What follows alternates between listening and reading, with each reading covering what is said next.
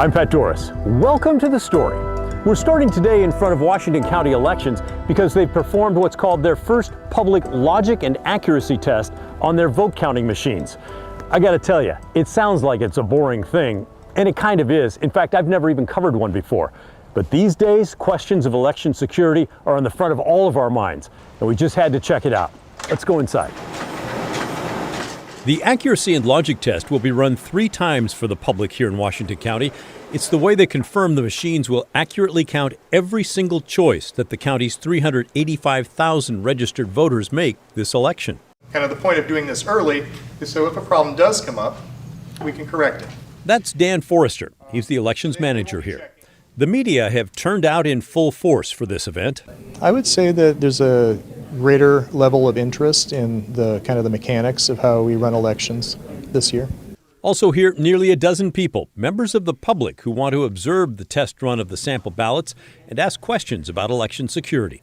By the way, the machines performed perfectly on the tests that I reviewed.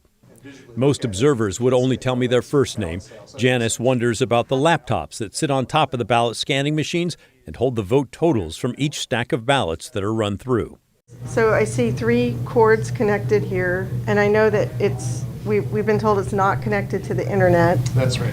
So the what looks like an Ethernet cord, that's to your internal?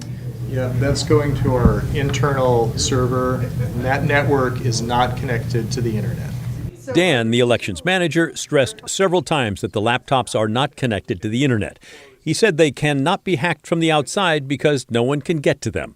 Still, Janice wonders. At night, when everything's shut down, what happens to them? Do they stay attached to the computers and are they logged out and you have to have a password to get in? Yeah.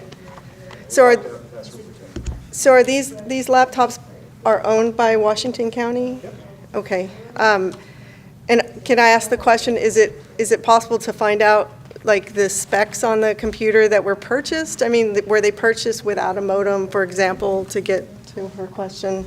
Dan said he would connect with Janice after the morning session and help her get the computer specs.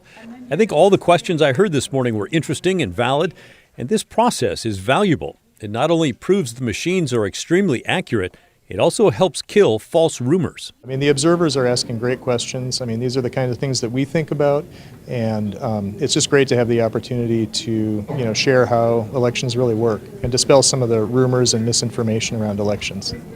Ann White is another observer. She's a Washington County precinct person, and her earrings give away that she's a Republican. This is her first time as an observer. She wonders if each ballot is running through all the vote counting machines so that different information is picked off each one. Okay, so this machine just counted 200 ballots. This machine counted 200 ballots. They don't count all the same ballots. They just all do separate counts. Mm-hmm. So do those ballots each go to each machine? Dan answers no. The ballot only runs through one machine.